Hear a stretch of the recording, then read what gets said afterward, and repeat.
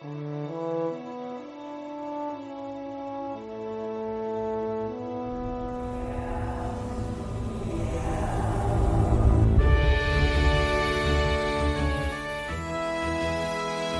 Rachel. Hi, Ryan. Hi, Rachel. How are you? Good. How are you? I am feeling fantastic. I have gone through quite the experience. I've had a separate being be inside of me and control me. It's hard to put into words, but thank God we've got a podcast which is all words.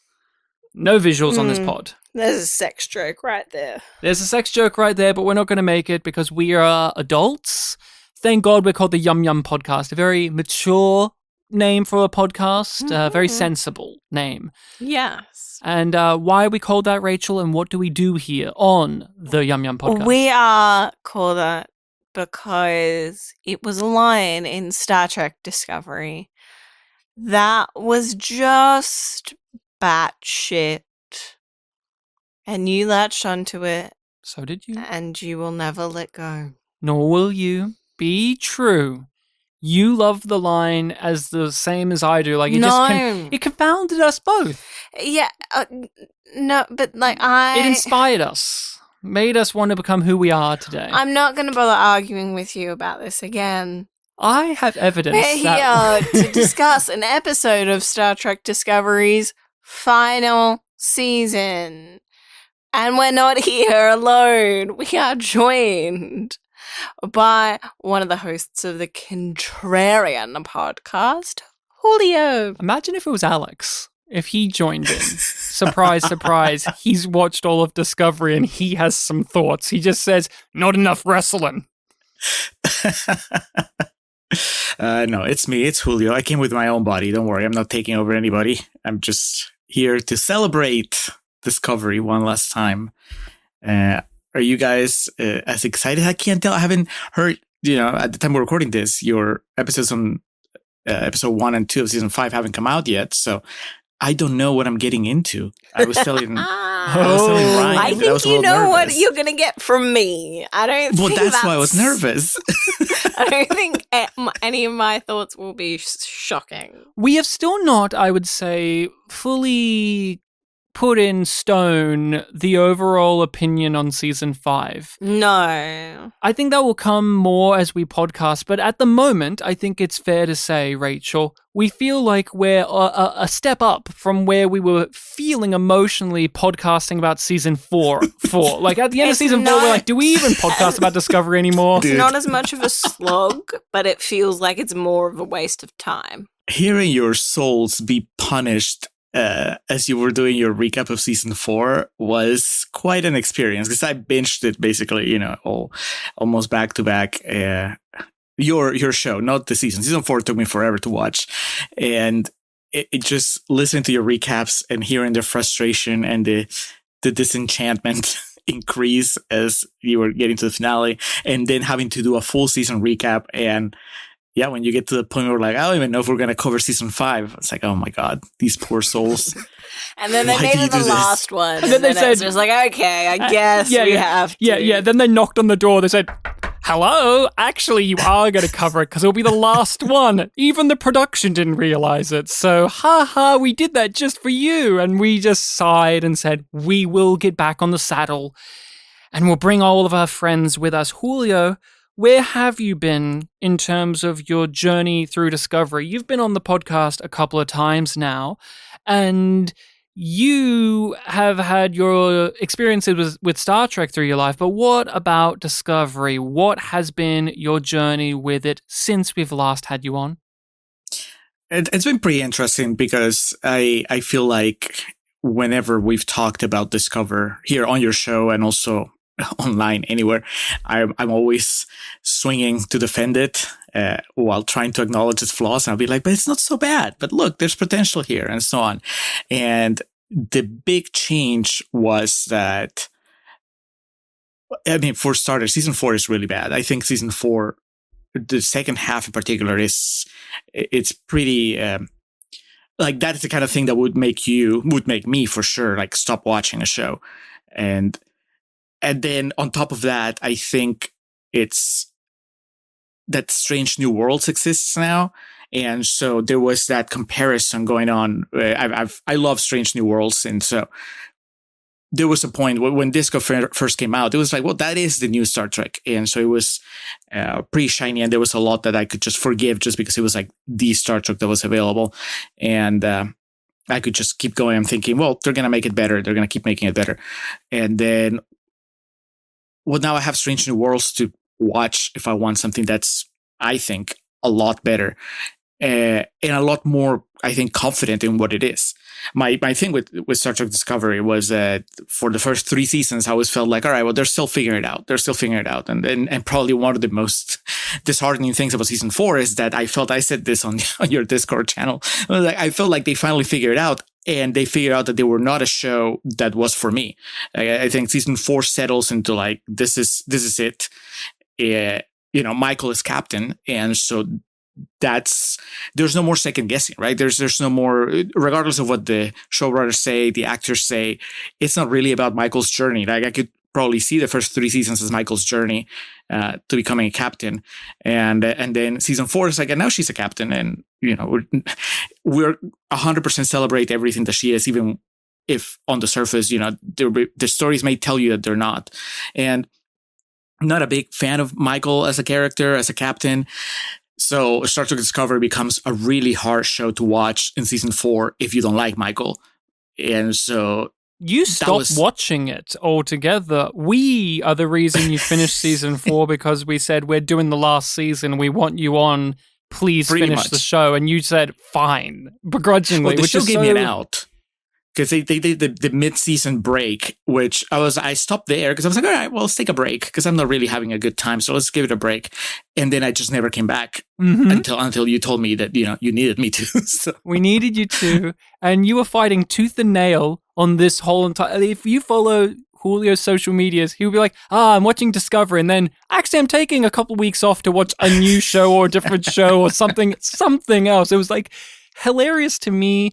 And even to Rachel a bit as well, that you would lock horns with us about the quality of the show. And then once it did, as you said, settled into what it is, you're not drawn to it. Because in a weird way, I long for the days of Discovery's messy, chaotic period. Yeah. And I mean, I think that that's something that we all, anybody watching a show at some point hopefully recognizes, right? You recognize when a show has become the show it's going to be moving forward, and that show's not for you, right? I do believe that there are people that this show is made for and they embrace it. And I think that it's, there are people that love Michael as a captain, as a character. And so this show is 100% for you because it's the Michael story. And there are people that like the idea that there's a Star Trek that's a lot more fueled by emotion. If you think that the previous Star Trek shows are pretty clinical, they can be too cold, then Star Trek Discovery is for you because it's all about emotions and people having emotional outbursts all the time. And I even, if I want to be a true devil's advocate, I can tell you that maybe it's even a necessary Star Trek show, right? That you need a show that is this extreme. It's on that side of the emotional, spectrum, because you need to maybe take away whatever preconceptions there are about like whether captains and their crews are supposed to, cry on their missions and so on. Like, we can criticize that everybody in Discovery has constant like emotional and mental breakdowns, but maybe what the show is trying to do is, take away some of that stigma that you shouldn't, they're showing that it's okay to be this emotional. And, that could be a valid argument. Doesn't mean that it's a show that I enjoy sitting and watching, This is why I was afraid going in, because I was going to make Rachel mad. After all that I just said, I will tell you, I think season 5 is the best season of Star Trek Discovery. Everyone, let that just sink in. Just let it sink in. You're entitled to your opinion. But how also about it's not like steep competition. I believe you'd call that a red herring. Never understood that. Herrings aren't even red. How about you give us the summary of Jinaal, and let's see where we fall on the lowest rated episode of the season. Oh, I didn't know that. Okay. Oh. All right. Nobody likes Trill. That's really what we can infer from this, is that just Trill does not make for high ratings. All right. Jinaal. On Trill, Captain Burnham, Book, and Culber must pass a dangerous test to prove themselves worthy of the next clue. Adira reconnects with Gray, and Saru's first day as an ambassador is complicated by his engagement to Tarina. Yum Yum is the name of the podcast. Yum Yum is a line of dialogue that was so absurd that it stuck with us, and we like to remember it every single time. And Rachel, what would you say is the Yum Yum moment of Jinaal? One moment really sticks out to me from this episode. And it isn't out of nowhere. It fits with his character. But it's still just... really? Okay. Which is Tilly's 20 words. Do you want to elaborate on that? You can go above 20 words if you like. 20, it's 20 yums. 20 yums. Oh, don't tempt me. I've got the power of editing. I could make 20 yums happen for you, Julio. Yes. So a part of this episode is Burnham is making Raina interview all of the crew, and he's doing it in a, would you say, passive-aggressive way? Oh, let's be conservative and just say pragmatic. Where he's getting them to say something, share something about themselves that he couldn't read in their file in 20 words or less. And Tilly uses it to insult him and runs out of words before she can call him a dick. Wow. Like, why is that the Yum Yum for you? Because it, like I said, it sticks out. Not in the way that a traditional Yum Yum moment does, where it's out of nowhere, because you can see it coming from like a mile away. Oh, from the initial setup of the 20 words, you know that Tilly's going to do that. Yeah. Even like when before that, like I think it's in the same scene when Tilly's like, "Can I speak freely?" And then she just starts speaking freely, and he's like, "I didn't actually say that you can." I enjoyed that. Yeah, I liked that. Yeah. So it's very telegraphed. Okay. But it's just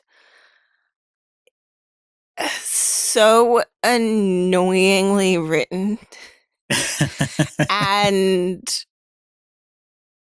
just grating in a way that the Yum Yum moment catches you off guard and puts you kind of it's just out of left field, and you're left going like, wait, what, why? And that line of Tilly's just made me go, oh, why? Why indeed. Julio, I am dying to know, what was your Yum Yum moment? And I want to know why it's the Yum Yum as well. See, I obviously you know better because it's your show and it's your title. But I was reading Yum Yum, or I was interpreting as something that is just kind of like silly, and it's like the actor winking at the camera. And so for me, whenever Wilson Cruz gets to say that he clearly works out, that was very Yum Yum. I adored that. I cheered because he is so fit. He's so ripped. I chose as my Yum Yum moment. I went on the same path as Julio in terms of like an overtly silly thing, but I also have one in terms of like it makes my brain short circuit, and I don't know why they gave this line to this character. But I'll go with the funny one first. Well, funny in quotations. Do we go out, like, count down to 3? Do we go out on 3? Or is it after 3? 1, 2, 3? And I was just sitting there going, it's easy to say that this is a Marvel joke. It's easy to say that. But I'm going to anyway. That's such a fucking... modern jokey joke thing. I swear I've seen this exact thing 50 other times in so many movies, whether they be Marvel, whether they be Joss Whedon, whether they be fucking whatever. It's something that Chris Pratt would say in the Jurassic World movies. I rolled my eyes. But it pays off a couple scenes later when she just pulls the thing out of his leg without counting to three. Oh, well, that makes it okay then. Well, that makes it fine. Yeah. And my actual, real, true yum yum that may go against the spirit of the silliness, but it does make my brain fry, which is Book again. The victim of the yum yum this episode. He says it's a time of peace when Jinaal is questioning if they're worthy of the technology. And Book, the guy who nearly killed a species last season and has been a slave, says, well, it is a time of peace. Him out of all people says that. Him, the guy from the timeline where he's lived most of his life in a lawless wasteland when there was no Federation and it's still delicate. He's the one, not Michael, him. He's the one that naively is like, well, it is a time of peace. Blow me. Blow me, Discovery. That fucking, you're lying. He would not say that. Him out of it. Well, ooh, I'm getting mad. I'm getting hot under the collar. But does he believe it? Maybe he's just saying it because he wants to get the clue. I don't believe it anyway.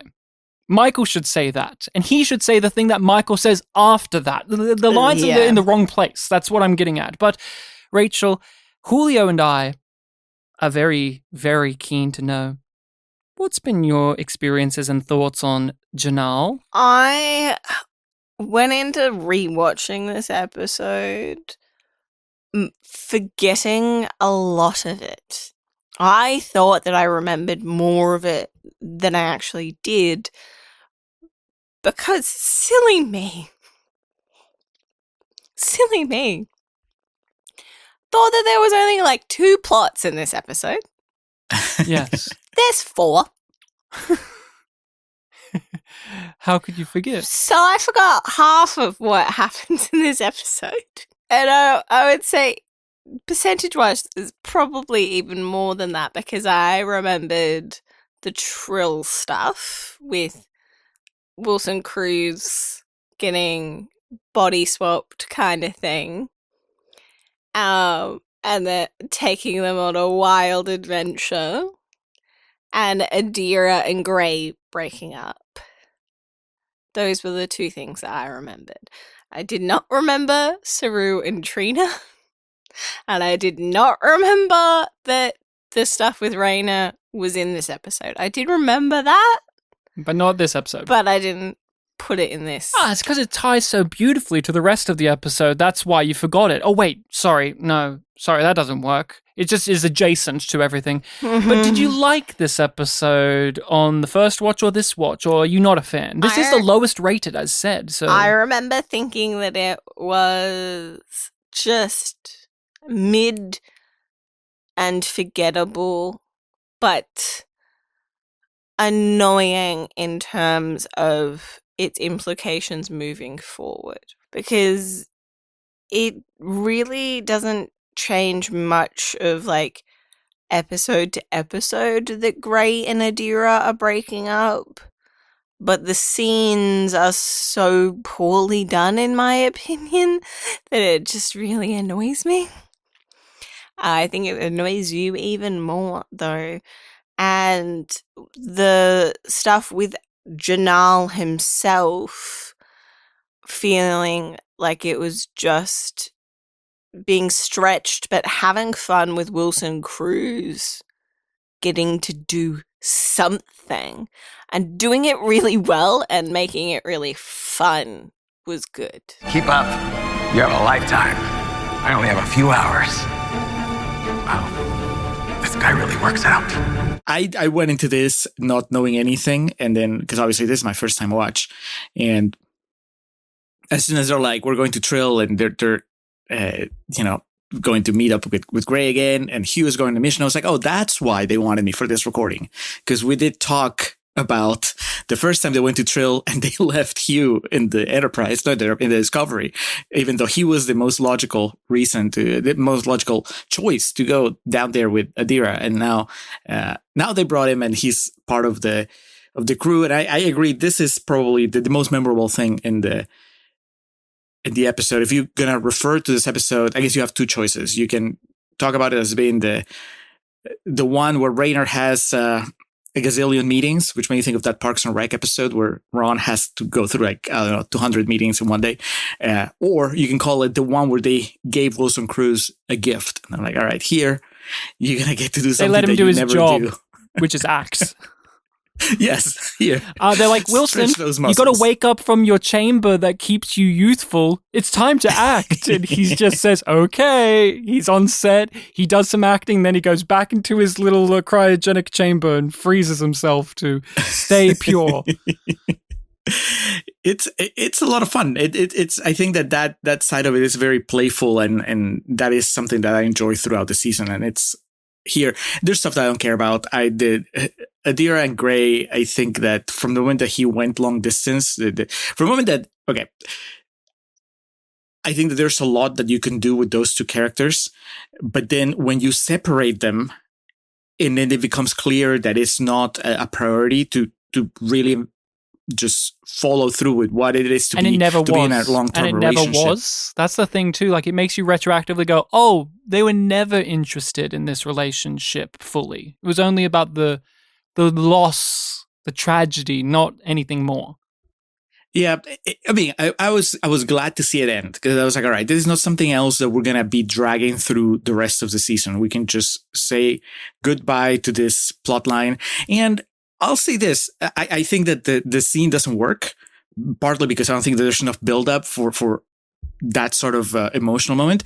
But I think Adira is doing their best. I think that I like the actor. I know that a lot of episodes, they're just kind of standing around waiting for the story to involve them somehow. But in this one, for what they have, and considering again how little run up they have to it, I think that they do what they can with the dialogue. I wish, it makes me wish that they had more. You know what's striking though? This is the lowest rated episode of the season, or one of them. Why? I think you two, difference of opinions, but you seem a little bit more fond of it than it seems like everyone else is, and I am too. This is actually my favorite episode of the season from my recollections of the season as a whole.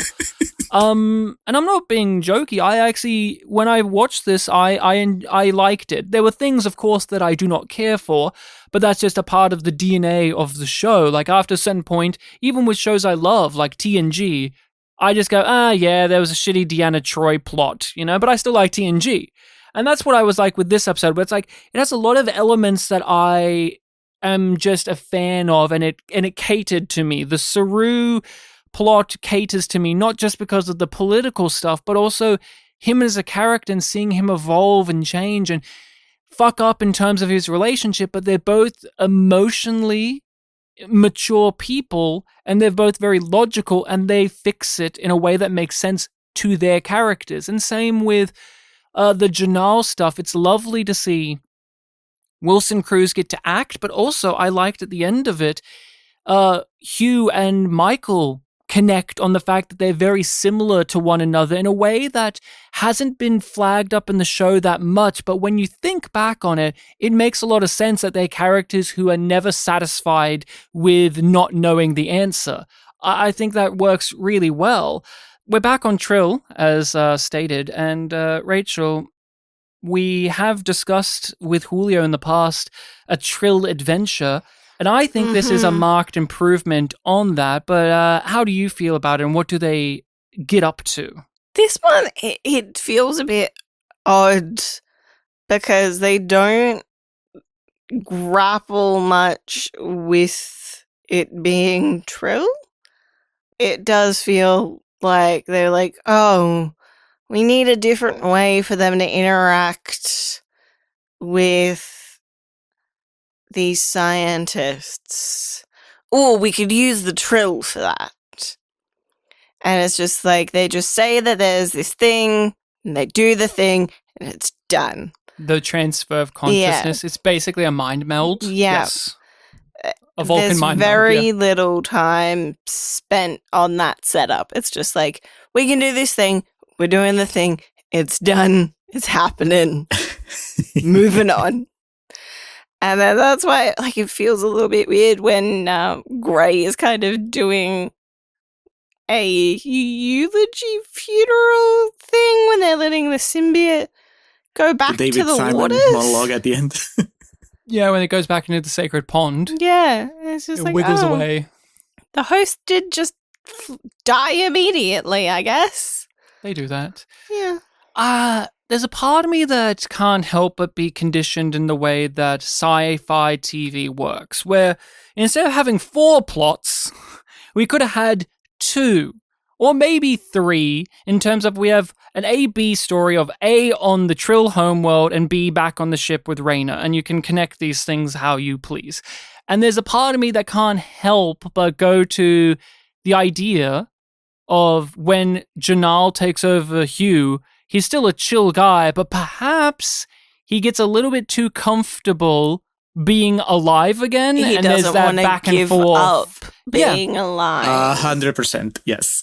And that's That- what that I would would have been have such thought a- happened. Yeah, such an easy conflict to introduce, and then that would make more sense that that fucks up Hugh because, you know, he died Once and before. did come back to life, and how maybe that experience with Jinaal confuses him further about the choices that he made when he came back, and if he is doing enough with his life, and how comfortable he is with that certainty. But it's different to have a character have an existential crisis that goes on for the rest of the season because he was possessed for an hour by one really chill guy.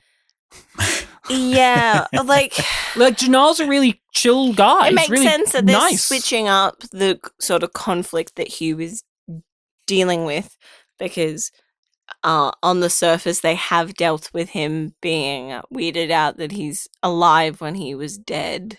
I just yearn for that. It may be a trite, well-played sci-fi card of body swapperoo. Oh no, I'm taking over and I don't want to let go, but then in the end I do the right thing and let you have your body back. Like that maybe is a bit Or too you familiar. trick me and but given up. I think it's because I want them to utilize the Trill aspect of the story more. Like, I think there's so much Ryan. interesting stuff to the Trill, and they're here because Gray is here, and it's an excuse to have that storyline wrap up and to have a body swapperoo. And as you said, we have these scientists from the past, all of whom should be dead. How can we have one still alive? Oh, they're a Trill. That's a neat idea, but it doesn't feel like beyond that initial concept, they do much with the Trill aspect other than Hugh now is possessed by them, but they do it in a very Vulcan mind meld way. It just doesn't feel So, like they go that extra step. I want to see if I've understood you correctly,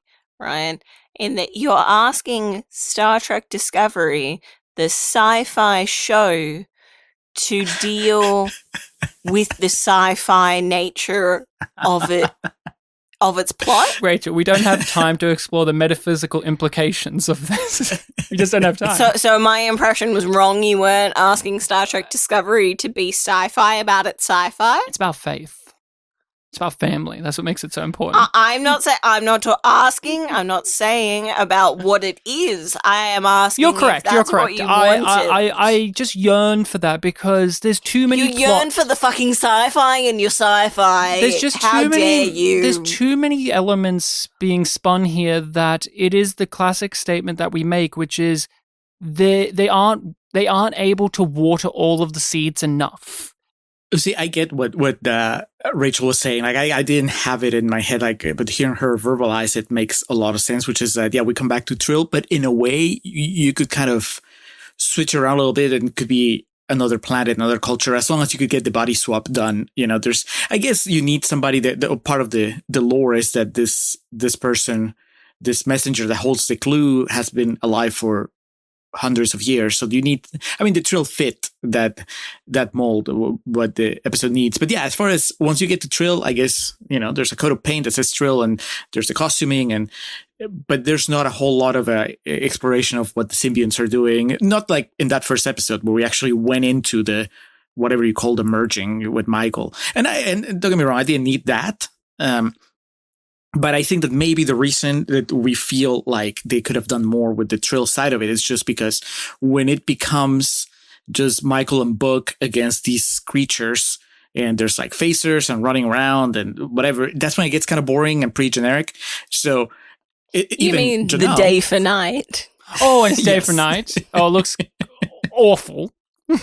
Look, I wouldn't mind how it looks if it was interesting, but it's pretty. There's nothing going on there, and they take the best part of that setup. They take Jinaal out of it. He's not even part of that thing. They reconnect with him at the end. Wilson Cruz acted too much, and he needed a little rest in the chamber. That's what they find him lying down on that rock, because he needed to recharge. Look, this is the Strange New Worlds approach to it, I think, which is that you have Raynor failing to connect with the crew of Disco, or at least failing to realize that he's not connecting with them. And then you have the away team where they swap, or Culber gets Jinaal in his body, and it's he's possessed by a different consciousness. Now something happens in Disco where they have to beam back up to Disco. Because there's an emergency, and so now they're out of Trill, but Culber still has maybe. So wait. So now Julio is asking for a medical episode of Discovery. Oh, yeah. I'm asking for a medical episode of Strange New Worlds. For is very reasonable, which is for the multi-plot things to have overlap and connection. Because the Raynor stuff, you may enjoy it. Julio may say it's one of the best plots of the episode. Doesn't really matter to anything else happening. And it's just that's why you don't remember it. Stuff is also untethered. Yeah, it's untethered. Like, you don't remember that this plot happened in this episode, Rachel, because it could happen in the previous episode or 4 from now. It really doesn't matter. It doesn't connect to the main plot or any of the others of this episode. It's here because timeline-wise it makes sense, because he got hired as number 1 at the end of the last episode, so he's doing introductions to the crew in this one. Yeah, but again, what Julio is talking about is that... thematically, whatever. Or plot mechanic-wise, what Julio's saying is more that yearning, like, well, I yearn for a sci-fi plot, and Julio's yearning for the cohesion of the other plots to blend with this one. And I like that we just keep rewriting the Trill plot because there's not much there. The information you seek has been protected for centuries. Before we assist, there is a question you must answer. I'm not sure you understand the stakes This here. is not a matter for debate. You must answer the question. Then you better ask it. We are all on the same page about Gray and Adira's relationship and just how it's nothing, and none of us like it, correct? None of us are a fan of the relationship, let alone how it ends. I am not, Julio. No, I am not. If I have to say something somewhat positive about it, it would be that I don't dislike the Jet Reno and Stamets scene that they have, kind of, which almost foreshadows a more interesting development in Trill, but instead you get a pretty standard breakup. Oh, did you like that Paul then had nothing to do in the rest of the episode? It's not like he ever connected back to that in any way. But he did make the discovery about like the information, and he's just like, oh my god, the potential of this thing, it's overwhelmingly good. But he never comes back to the fact Stamets that hates people. Why does he have hope in humanity? But he never comes he back anymore. No, he's right? had an arc, Rachel, where we didn't see most of it. But if I would call it that, but he's had he's had an arc. He started out as an arsehole, and now he's just a guy who barely gets scenes. He's Space Dad, according to Jet Reno. He barely gets scenes in the final season. Overall, like it's true. It's true. He barely gets an arc itself. But I mean, look, I like that. It's so. I don't think that this necessarily the way it was intended. I think it is in the following episode. But here, when you have that scene with Stamets and Raynor is everything that Stamets used to be, in the show, which is like this guy that has really bad social skills, has no patience for anybody. And then now he's talking to Stamets, who's just like a little kitten, and he's bright-eyed and really excited about the science. Stamets have turned into Adira almost. Not Adira, Tilly. It was so weird to see that reversal. And now Tilly's having like a backbone and yelling at Raynor. I don't know. Stamets used to be one of my favorite characters, and I think that the way that they kind of mistreat him. Oh, he just gets over things in between seasons. Like how you said, no, he won't forgive Michael in between seasons. And I said, I don't believe you. And then who was right? I was. And then he's making jokes about it. Yeah, because he's a funny guy. Here, notice everyone. We immediately stop talking about Gray and Adira as soon as possible because they're nothing. They've always been nothing as a relationship. There's always the defense of the potential, but potential means nothing when you don't fulfill it at the end of the day. Julio, I want to get your vibe on this because Rachel and I talked about it on our reaction to this episode, which people can find on Patreon, that we both believe that Gray knew that they were breaking up from the drop. Like, Gray knew that this is going to be a breakup, and Adira did not. How do you feel about that? Do you feel similar or no? It definitely feels that way, although he does say something. I don't know what that line means when he's like, well, we can try other things. And then Adira says, other types of relationships. Open relationships. Is that what he was implying? Because even that's what I can get. Yeah. You tell me, what do you get from that line? That's what I got. Well, I scratched my head and I was like, are they going to elaborate? But then they've already tried long distance, Julio. Didn't work. So we could do open relation. That's the only thing I can give you. But how does that fix the problem?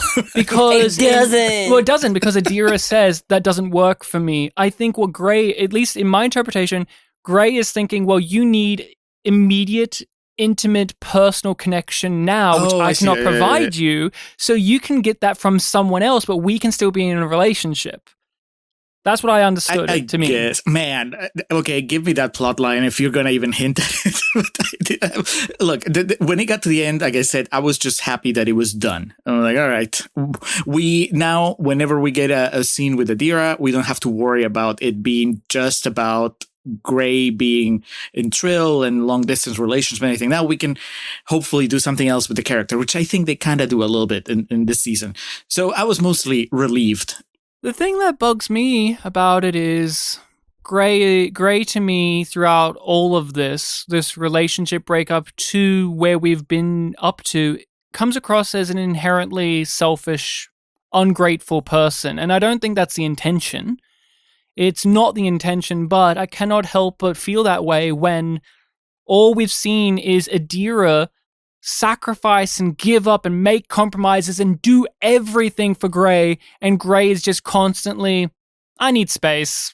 I'm not interested. I'm more interested in my job. Like, when Gray was a ghost, they still disappeared because they needed space. It's like, how can you do that? You are not alive.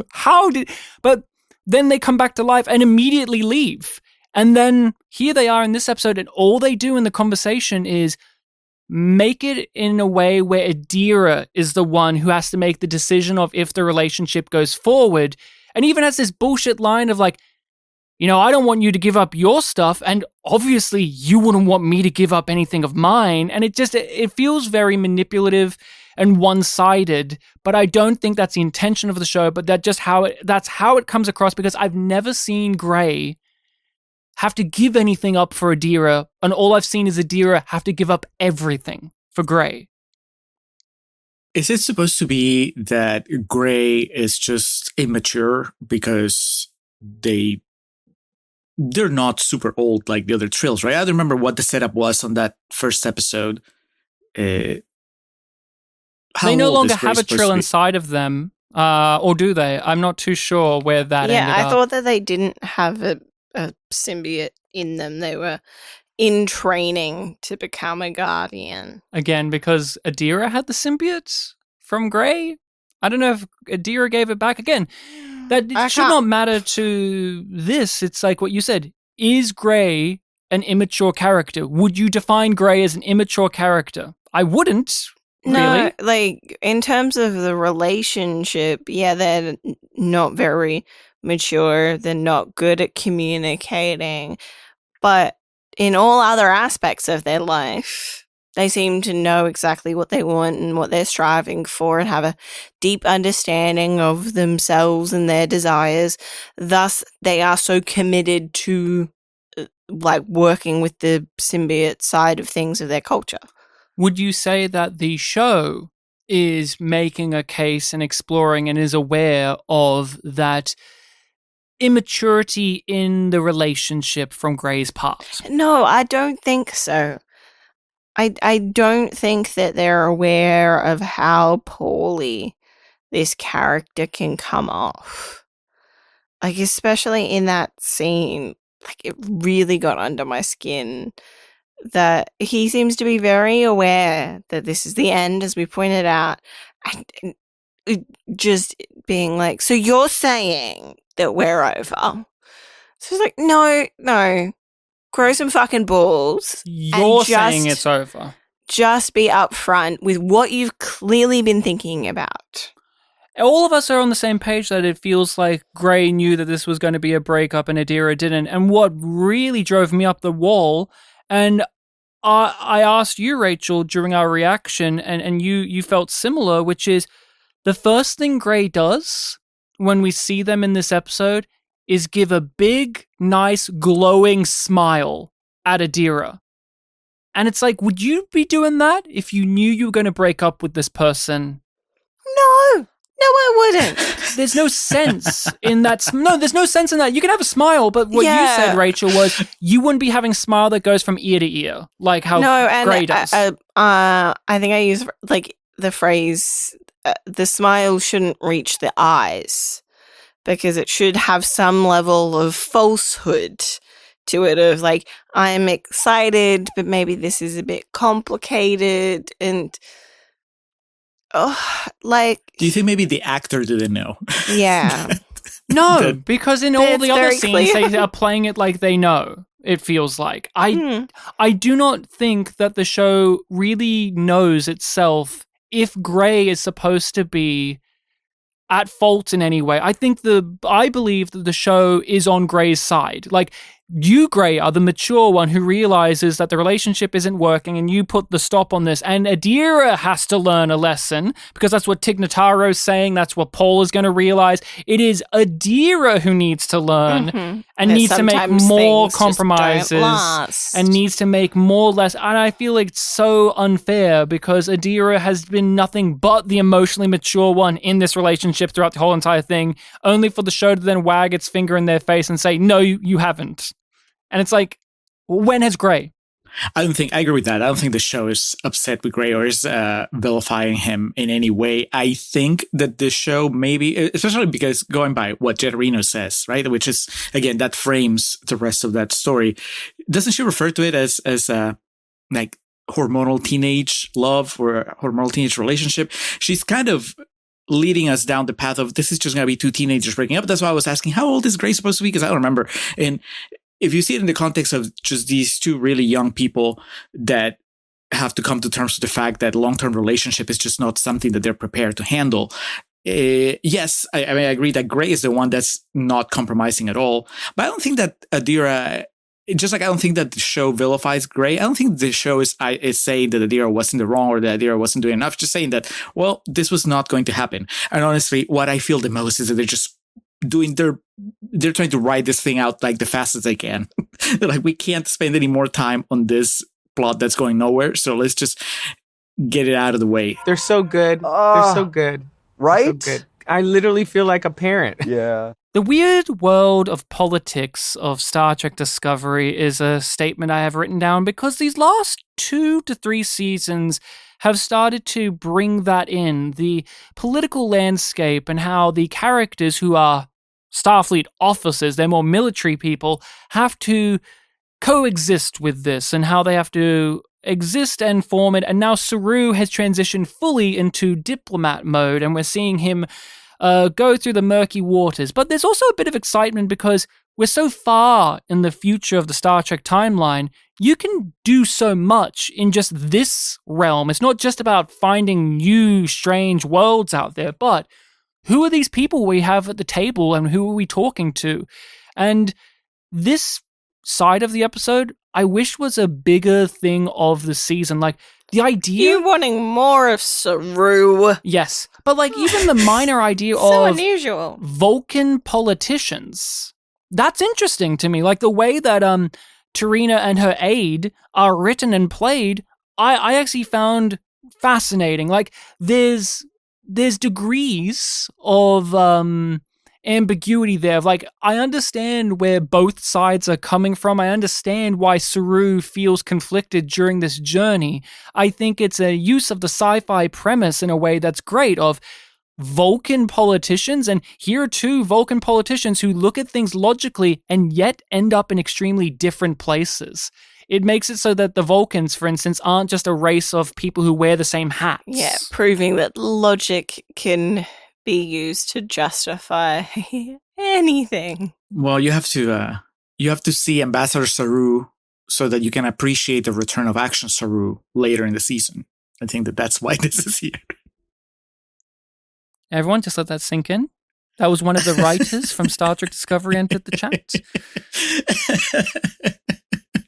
Saru is here, but Rachel, what do you feel, honestly, about this? Because this is, I would say, until the finale, the most substantive stuff we get of Saru, even more so than his last adventure on the Discovery itself. Like, I feel personally that this had more to chew on with his character, but how did you feel about it and what it got into? I liked the idea of this, as is rather commonplace with Star Trek Discovery and me. I like the idea, not a fan of the execution. But with this one, I'm not sure how I would like to tweak it to make it better. Because the idea of like Saru basically says, hey, this is my first fight. Be nice to me, please. I'm trying. Ooh, woo, I'm just a little guy. I've never been in a kissy relationship before. Yep. And he thinks that he's doing the right thing and he's being open and honest. And Trina is... we read it as being very emotional.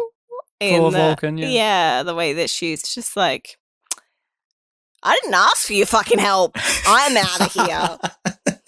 You didn't trust me. She storms off. You didn't trust me. She gives him a dressing down, both as a girlfriend, but also as a fellow diplomat. Mm-hmm. Mm-hmm. And the way that shifts, I feel like a thing that makes this work less well is where the scenes are slotted in within the episode. We have a scene there's mainly 3 scenes. Yeah, it's mainly 3 or 4 scenes of this 3 or plot. 4 where it's just like, the round table with the diplomats and the assistant talking to Saru. And then we don't see anything for ages. A big gap. A fairly big gap. And then we get the scene with them talking about that, her storming out, and then very quickly after we get the resolution. It just isn't spaced out well. You forget that it's happening, and yet when it does pop up, you're like, oh, I'm enjoying this though. Ah, okay. So they are doing more with this episode. That's what I thought, that this was going to be strung out across 2 episodes when we originally watched it, because it had been so long since we touched base with it that I thought that it was going to be an ongoing thing, because that was a part of Saru's reservations about even getting engaged, was like, this makes some things complicated, but I'm really excited by it. And it could tie in beautifully to the larger narrative of the progenitors, that there is a faction of Vulcan purists who are just, even if they don't come up, they are a word that purists that exist to show us that there are people in the universe out there who would react very poorly to the revelation that there is a god race that created us all. There's Vulcan purists who would react just even poorly to the idea of their leader marrying an alien. So even if we don't get the Vulcan purists again, it opens up this doorway to see how the universe is still very fractured and that there are these divisions. And the thing that our lovely science crew are so excited about could be a powder keg for the system at large. Physical implications, Ryan. But that's what I mean. But what I really loved about this... You don't do that here. I really tapped into this plot, even though I agree with you. It's too short and they spread it out poorly. This is what I think Discovery is trying to tap into a lot more but fails in, which is the interpersonal drama. I think that there's always a place for interpersonal drama. I know Gene Roddenberry did not want interpersonal drama in Star Trek, but I crave when you have people who are conflicted between their job and their relationship. And Saru is the embodiment of that in this episode because he has an affinity towards Tarina, but he's justifying his fear of what could happen to her through her job. I'm doing this so that you don't risk your job, but really he's doing it because he doesn't want to lose her. He doesn't want her to be in trouble. He doesn't want to see her in a negative spot, but in so doing, he's forgetting who she is in terms of her job. We see this many times over in Star Trek, and when done right, it can be some of the best material. This was the best material for me in the episode because it rang true to the characters, it rang true to what Star Trek does with these type of dynamics. And it was, I guess, somewhat reassuring that it didn't feel like some sort of filler subplot that was just designed to, because, we have to have Saru because he's still part of the main cast, so we just have to find something to do with him. It actually felt like the natural progression in his journey. Like, if this is what his character is going to be doing, then let's do it well. And I agree. I found the politics angle engaging. My favorite thing is just that his disbelief when Tarina accepts his apology, and then that's the end of it. And it made me laugh because obviously you could say, well, he spent, 4 or 5 years in Discovery, so he's used to a lot of drama. And then suddenly he comes here with a person that really has no time for drama, apparently. They're like, all right, we talked about it. You know what you did wrong. You know what to do following, in your career, so that's the end of it, and then we just move forward. So it's great. I think that if you told me that this was going to spawn a season-long storyline about Saru maneuvering Vulcan politics and other kinds of politics as an ambassador, I would have been all in. Since it's the end, I'm glad that at least it's kind of a graceful note for him to exit the show until he comes back at the end. So wait, he's just an action guy? Yeah. Action Saru? No. See, actually, what we see at the end is the merging of Action Saru and Ambassador Saru. It's a mega Saru. It's wonderful. But you're a few episodes away from that recording. I know that you're a huge fan of Rayna, and many people are of this character. And I tie him into the Saru stuff because the recurring theme we are seeing throughout the episode is this wrestling match about the dynamic you have with professionalism, your work dynamic, and connection, relationships. Saru has this on a much more intimate level, and yet bigger level. Like, he is a big mover and shaker of diplomacy, and his actions could cost, the Vulcan hierarchy, but also his relationship with his fiancée.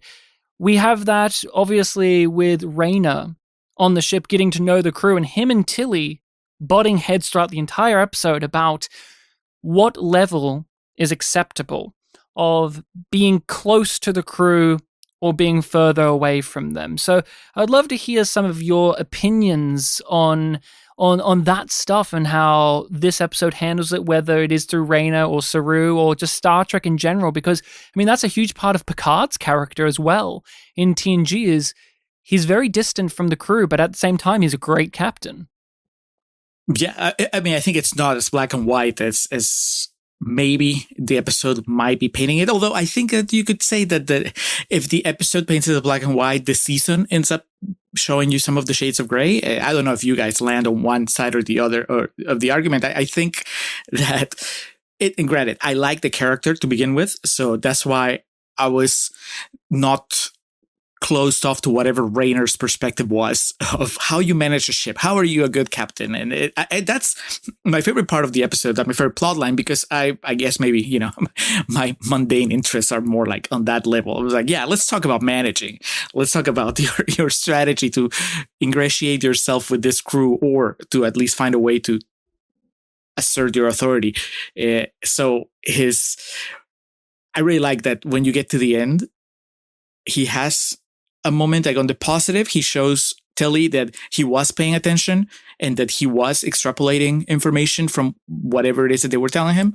But I also like that the show doesn't give him a win. The show counteracts with Tilly saying, no, but you know, we need to have drinks and we need to connect with them. And I do believe that the crew of Discovery, and certainly Michael, they think that that's the way to go. And I guess the show kind of proves that it works for them, but I don't know that is nobody would say that that's the blanket way of handling a ship all across, you know, Federation. Like how did Rayner work when he was a captain, you know, of his own ship? And was that a good or a bad thing? I mean, obviously he had a long career, so you could say that he knows what he's talking about, at least as far as how it works for him. But I found that whole thing fascinating. I mean, I found it funny.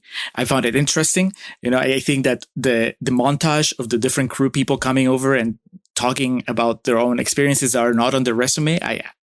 It's really silly stuff, but I found it funny. It comes back in the season throughout, especially with Reese and his love of Reese being a ships. shiphead. Yeah. I know a few things about Reese now. There was a flood one time when he was a kid, and he loves ships. Look, I mentioned this on your Discord channel too. I think it's hilarious that this season gives Reese, it's like they took all the He's the only one left. He's the only one of the bridge crew left. They've all left because those actors have jobs now where they do stuff and actually, like, Detmo was in a Guillermo del Toro movie, for fuck's sake. So, yeah, they've got jobs. So he's the only one left. He's the only one who's still here. But so, yeah, they've got to give him all stuff. their screen time, all the writing that they would give, like, bits here and there to Owo, to Detmer, to, Detmer had that amazing story, that arc where she hit her head really hard one time. But the decision is, like, a lot heavier than I think we intended, both as actors and as characters. Like, when you really think about what that costs someone, I'm glad they didn't take that lightly. I do wish that Discovery itself could acknowledge that there should be a little bit more of a distance in a professional setting than they do in this show. Like, Tilly says all of this, then goes off and gets drunk with some girlies in uniform. And it's like, but is that Federation or is that Discovery? Because Starfleet. I think it's worse on Discovery, because Discovery is weirdly like a very dysfunctional tech startup company where it's like, we're your family. And I don't mind. You were with us from the beginning. You are a part of us. And I don't mind when we get to see there are no boundaries between Starfleet work with their hair down. Life. Everybody is at home here. I don't mind when we get to see them in downtime. Like, some of the best stuff in TNG is like when Data does poetry or when Crusher does a play, but I think there is a little bit too much of the informal relationships for them. Like, I've talked about this when we did Babylon 5, but it's like, I would rather Sinclair as my boss than Sheridan as my boss, because Sheridan's too chummy and he just puts all of the work on you and then gets away with it because he's like, I'm your friend. It's like, no, you're not. You're my fucking boss. And I think that is true to what Rayner says. Like, I think he has a point of view that's true, but he needs to be a little bit more lenient because he's new as well. He needs to understand that the context of Discovery is unique. What are your further views on that work relationship and that more personal relationship dynamic? There should be boundaries. And I think overall, the crew of Discovery has just become almost like completely homogenous in their thoughts and feelings.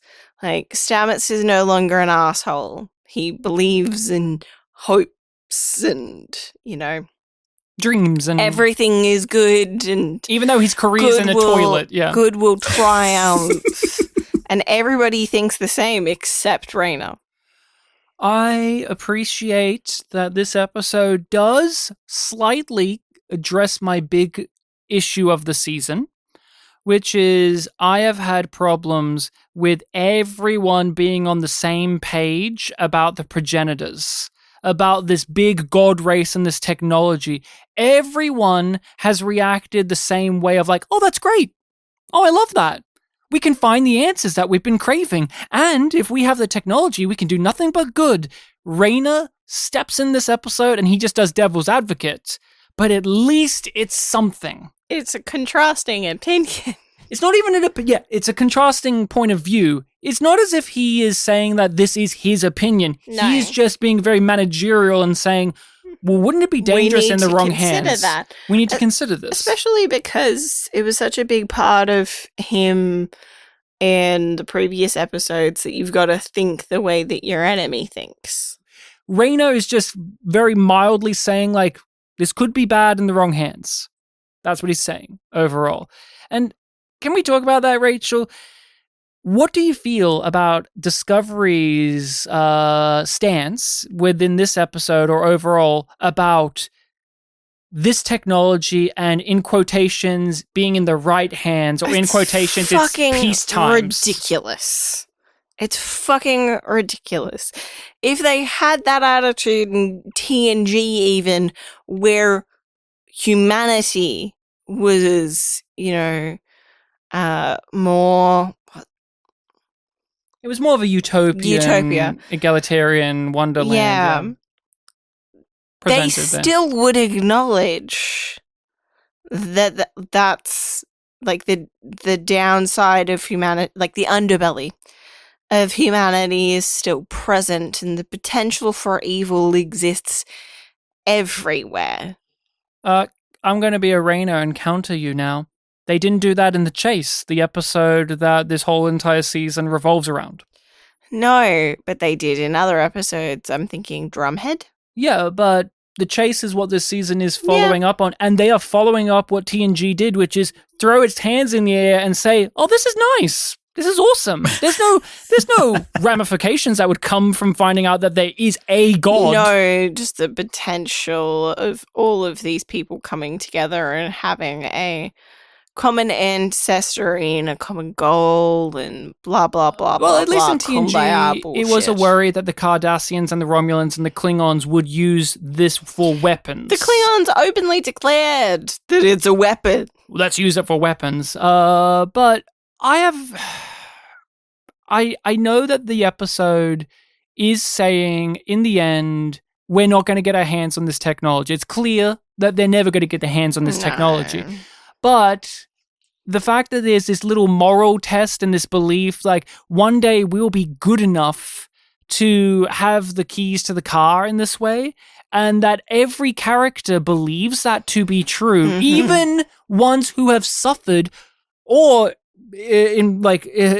put harm into the world via massive technology and changes like Book. Like, the fact that Book has gone from being a lawless, like, rogue who's saving the animals who are endangered because of these horrific events that unfolded from a big technological shift in the galaxy, to a slave, to a guy who was willing to kill an entire species or help someone kill an entire species with an advanced piece of technology, to now just saying, oh, I think we deserve it. It is peace times.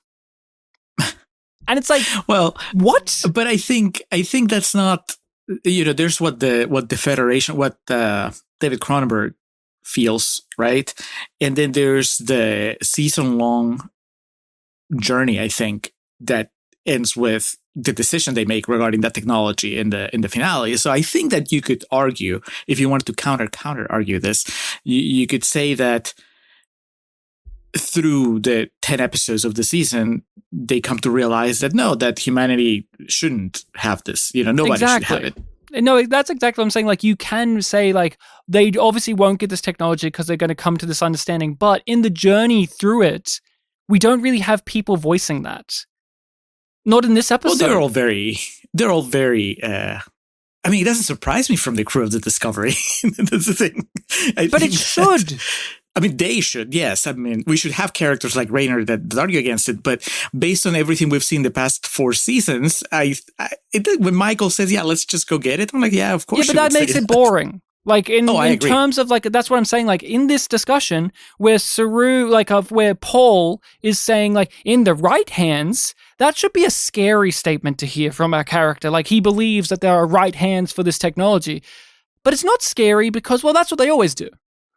It always works out. It's fine. It'll be fine. They won't get it. It'll be fine. Like there's not really a questioning of their like lack of understanding of the horrifying implications of this. It's more like, yeah, we can bring people back to life. My husband's been brought back. It's fine. Zombies are cool, right? Yeah, neat. And that's like most of the characters and pretty much all of them throughout the season. And yet there should be more voices of opposition, even within the crew. Like how come Book feels Book, why does he feel this way?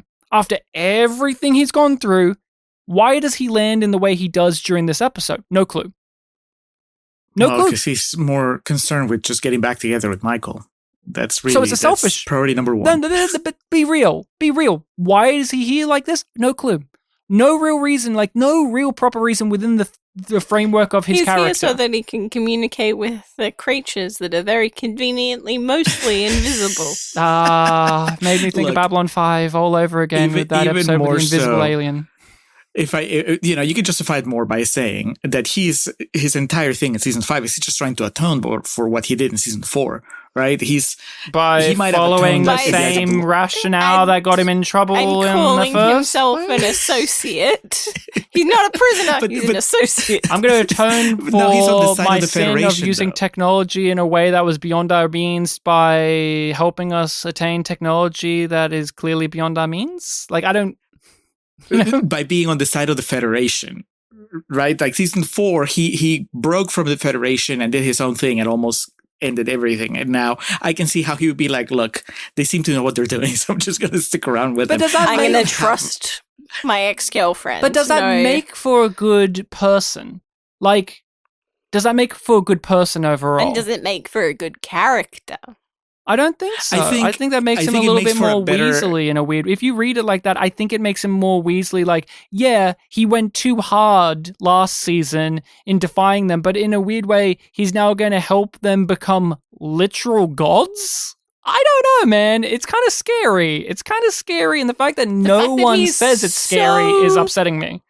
Boldly, like, we're in peacetime, we deserve this. It'll be great. It'll be great. It'll be great. It'll be great. I mean... come on. It'll be great. We're in peace times. We've deserved this. I mean, I was literally a slave 2 weeks ago, but whatever. Like, it's fine. It's a race no matter what, because that's the problem. I mean, they have to get it no matter what, because they, you have the, whatchamacallit, like after it, the other race. Yeah, but why can't they just destroy it? Like, that's the thing. They even say to Jinaal, like, well, why didn't you destroy it 800 years ago? Because you thought deep down one day we would be worthy of it. And that's, I guess, what it circles back around to. Do you believe that notion at all? Because obviously in the end of the show, they don't. They say, nah, we just flush it down the toilet. But the fact is, for most of the season, every character is saying, yeah, we're there, which is not where I start from. I think that they are pushing the considerations, like the full consideration of it, until they have it. I think that that's the excuse they're using not to think about it. That's the excuse that they are using, and I think that's the excuse the show is using, right? It's like if there's a different path for season 5 where they obtain the technology like one episode before the end of the season, and then the last episode of the season is the big discussion about what we do with this, and then, they destroy it. But why is it a season-long plot if you're not going to engage with it more succinctly along the way? What you described is an episode of TNG. Like, yep, we did it in an episode. We had that little talk and then we did the thing. Well, this is like 10 hours and most of it is running around after MacGuffins and we're not questioning what the MacGuffins are adding up to. That bothers me. You could probably boil down most seasons, maybe all seasons of Discovery to like 1 or 2 episodes of TNG. But that in crew this age had their of shit together. bigger grand storytelling, you can do more. You can make this a season-long story. I believe that. And I believe a part of that is to have disharmony within the crew. This is a crew, unlike other Star Trek shows, where they're not all from the same time period, same place. They're not all Starfleet officers. They're not all kumbaya. We have Saru, who is from a slave race, who he understands what it's like when an alien race gets advanced technology and portrays themselves as gods. Does he have an opinion about this stuff? No. Book. He's from the future. He's from a different time where everything's different. No opinion other than, yeah, this is great. Michael is the one that has the biggest voice of concern in this episode particularly. Book doesn't even mention that, like, oh, if we could use this to resurrect my world and my people. Like, that could be a really interesting thing because he was fighting against the creatures that destroyed his world with this big technology last season. And then if that was his part of his motivation for seeking this technology is to return Kwejan. And what we're doing again is writing our own stuff because at the end of the day, this episode was filled up primarily with CGI bugs. In episode 3 this season, we actually return to planet Trill. We actually get out into the canyons. We were tasked with creating the Atronach that is a massive creature that's very threatening that we don't see. I just remember at one point they were like, just look high, and then they were like, no, higher. And I was like, oh, okay, so it's it's that big. This takes us back to like the very beginning, right? Like the fact that Discovery by season 5 it already knows what kind of show it wants to be. And yes, you can resent it for being that show, but it is the show where the primary concern is just crafting this sort of scavenger hunt that's just going to take you through 10 episodes. And they don't want the characters or the audience to think too much about it. It's, you kind of have to get on that level because if you start thinking about it, then you're going to be frustrated by the fact that but why is it a Star Trek show then? Because they're wearing the Star Trek uniforms. I mean, it's the Star Trek show that's like dumbed down into an action movie. There you go. Unfortunately, 5 seasons in, we know that. That is, I understand the frustration and I even share some of it, but to me, it's like on the big picture level, most of the episodes don't do anything. Like Jinaal, we've talked about all of this stuff and it may sound interesting to the listener, but trust me when I say this, listener, none of it is as interesting as what we're talking about. What we're talking about is more than what the episode has been doing itself. And that's like a lot of Discovery episodes, especially in these back half of the series, is on a big level, we can muse and rewrite and think about all these bigger ideas, but it's actually filled up with action scene, whisper scene, and teasing out the future mystery to something else. Like, the fact of the matter is this episode ends on a great note of Hugh and Michael have a conversation and they come to terms with how similar they are. Oh wait, no, the episode's not over because actually we're setting up that Maul and Locke are here and they're on the case as well. And it's like, even that level of pushing the narrative forward is like absolutely pathetic. But we could keep going down this rabbit hole. But Rachel, you're excited. I can see life in your eyes because you hear the Hugh dial. It's going off. There it is. There's Hugh. There he is, Rachel. There's so much Hugh in this episode, and he actually gets to do stuff. Well, I mean, his body gets to do stuff. Yes. An important clarification to make. But even like with the bookends of this episode, we get, him playing into the sort of counselor archetype that he's been stepping into. And then he has a nice conversation that's also with Michael at the end at the bar where he's just like, I don't know if I'm okay with this. And it's just like, okay, it feels like what this episode had in it matters to you, and that they've added in things from your history to make it also matter that this is happening to you. And what do you get out of that? Not a whole lot, unfortunately, because it doesn't ring true to me. Like, you keep on making fun of it, and I think rightfully so. That he goes on such a crisis after he was, his consciousness was merged with a super chill guy. And when we were watching it was just like, well, why don't you just read some Trill research?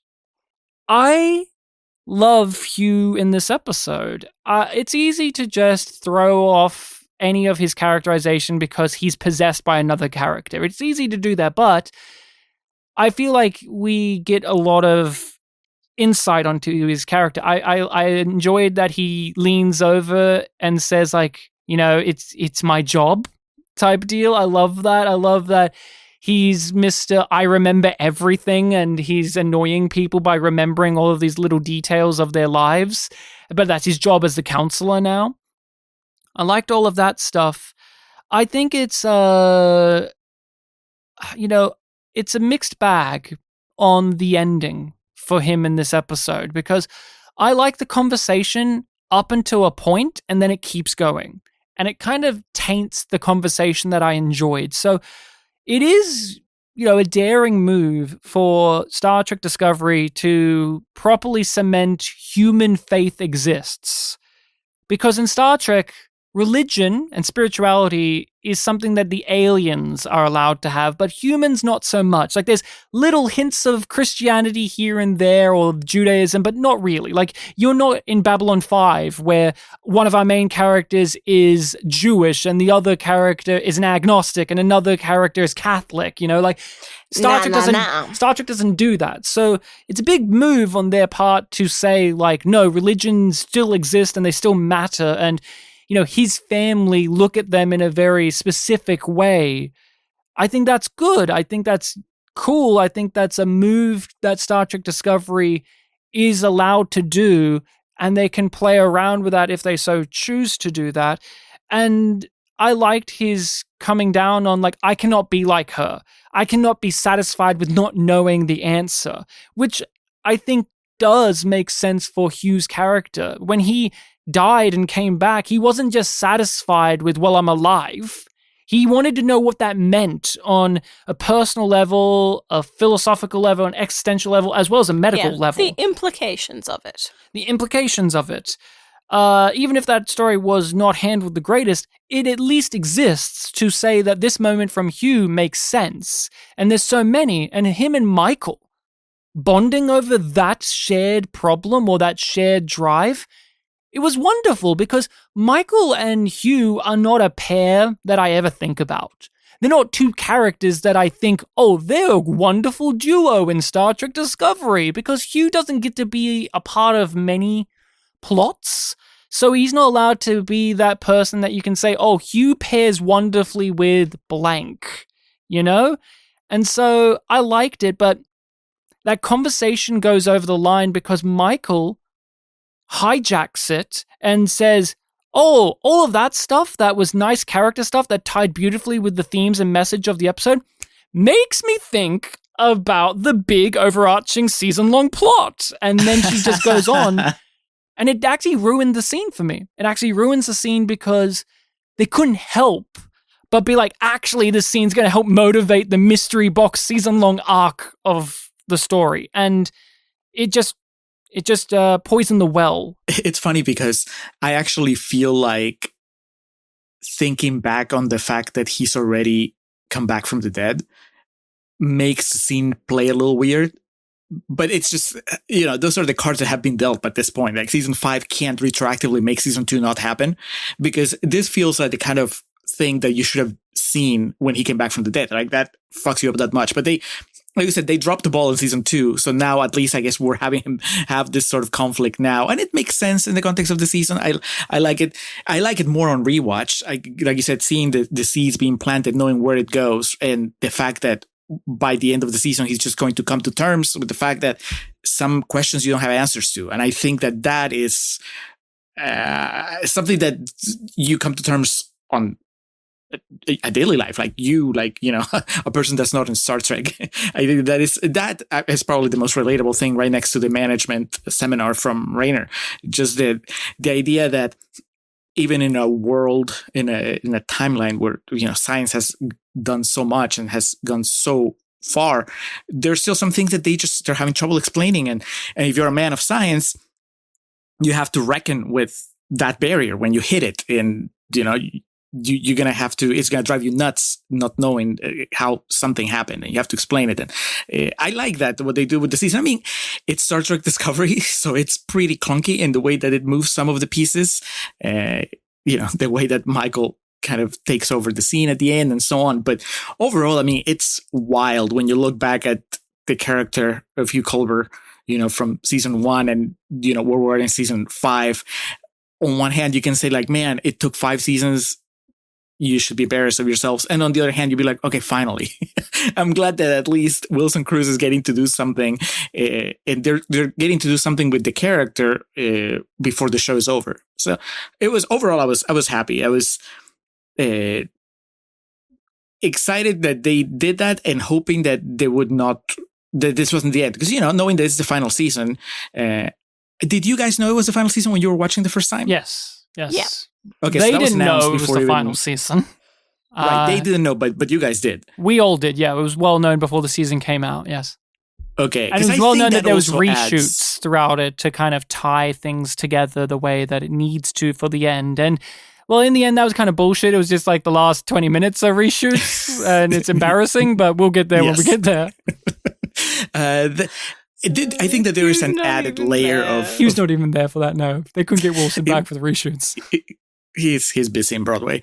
I think there's an added layer of poignancy to the entire season when you watch it knowing that this is the end, which also I think might help like smooth down some of the rougher patches. But the Hugh thing, again, watching it, I'm like, this is a good Hugh episode. I really hope it's not the last good Hugh episode. I hope that he shows up a couple more times during the season to do something. And he did. So he overall, does. He just doesn't get as much time in the spotlight as in this episode, I would say. I mean, it is not to jump like all the way to the end, because you guys will talk about it when you get to it. But I kind of like laughed, and also when like, fuck it, let's embrace it, when he becomes part of the final act of the final episode, right? Like, it's like he feels almost shoehorned, but at the same time I was like, that's you. That's you. We gotta have him here. Do you remember every detail anyone's ever told you? It's part of my job. This is a tough one to rate on our scale of Yum being bad and Yum Yum being good, because I like it in terms of the bell curve.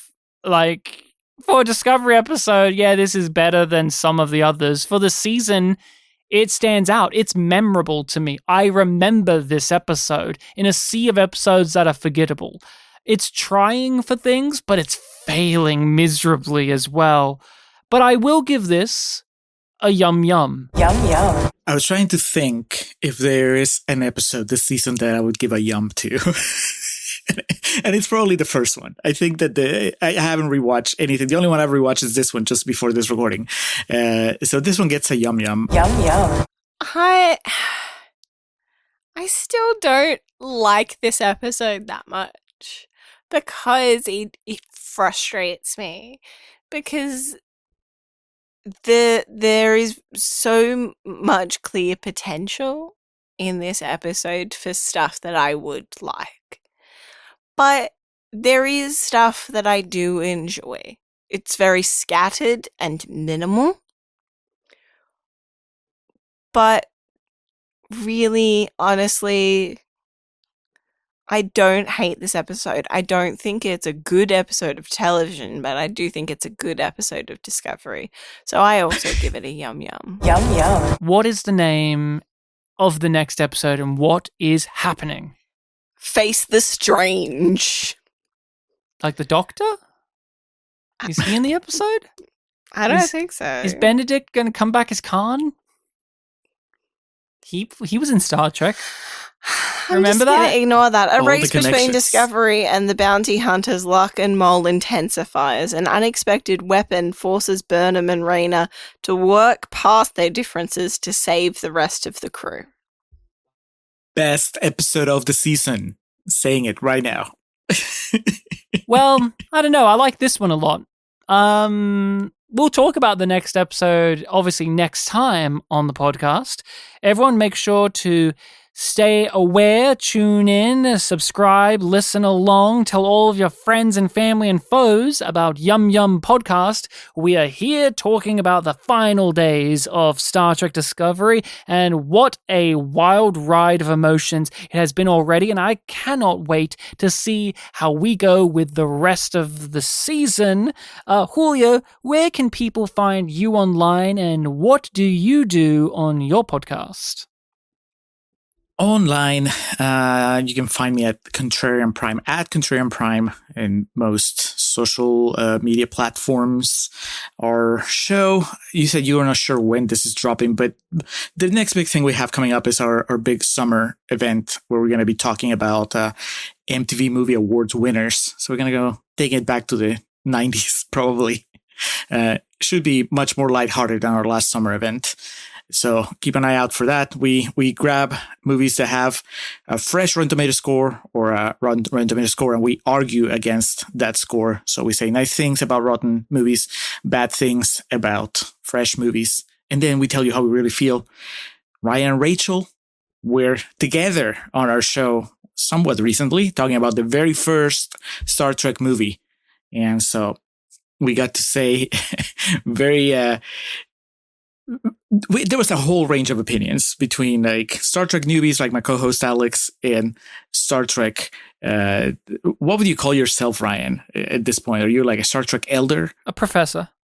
A professor. Okay.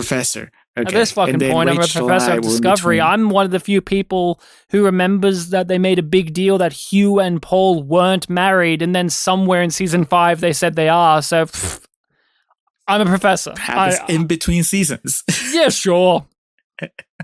Anyway, we had a lot of fun talking about the original Star Trek movie. And as far as I know, next time we're going to have you guys over.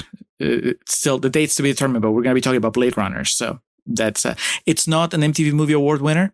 So we'll do the theatrical cut, right? With the awesome narration from Harrison, who really wanted to do it. He loved narrating. Get to see which one plays better for all audiences, like streaming. I guess I think the director's cut is the one that's widely available Final these days. cut, We'll see.